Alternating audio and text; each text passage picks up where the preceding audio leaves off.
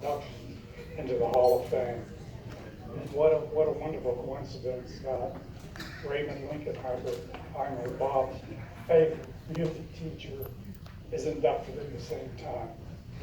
Bob began playing bass in 8th grade at the age of 14. Students in the orchestra at that time could take their instruments home to practice. Bob fell in love playing with the bass and brought it home as often as possible.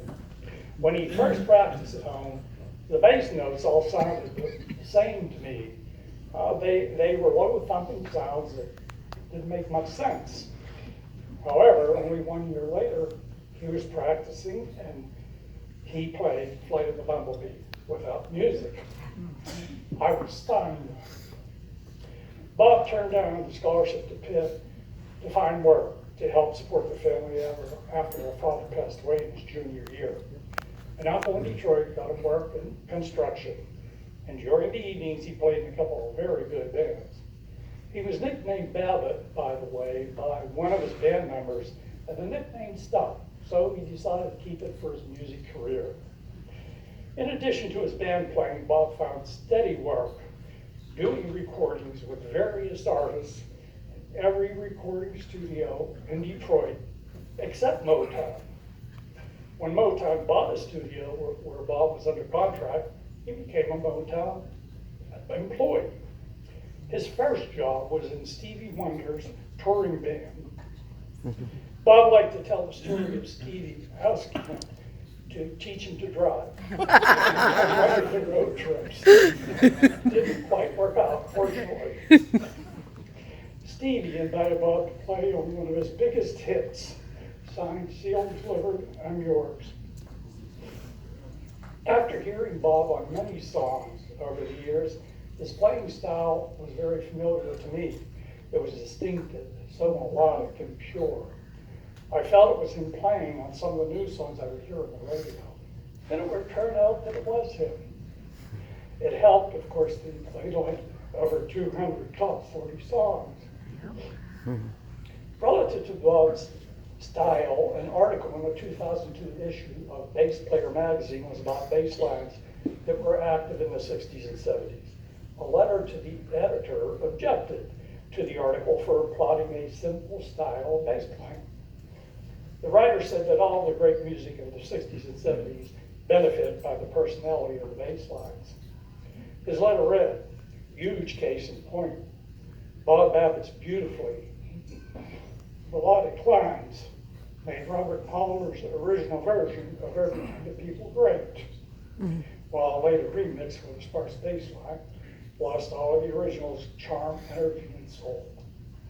As Bob's reputation grew and his talent became evident, at some sessions, producers or the arrangers would not provide him with music sheets, instead trusting him to play what he felt the song needed.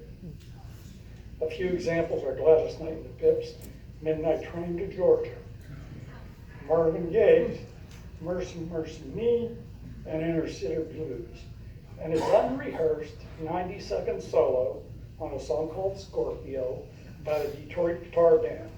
It was a mind-bending solo that to this day, bassists strive to learn to prove their mastery of the bass. Bob was born with a talent which he perfected to become a legend. At his memorial, the term genius was used. That said, he was praised for his big-hearted personality, humility, and caring for others as much as he was praised for his musicianship.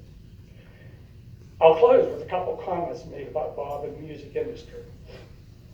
A writer for Bass Guitar magazine quoted in an introduction to an interview with Bob, "It's probably safe to say that every minute of every day, 365 days a year, Bob Babbitt's bass is pumping out of some radio station somewhere."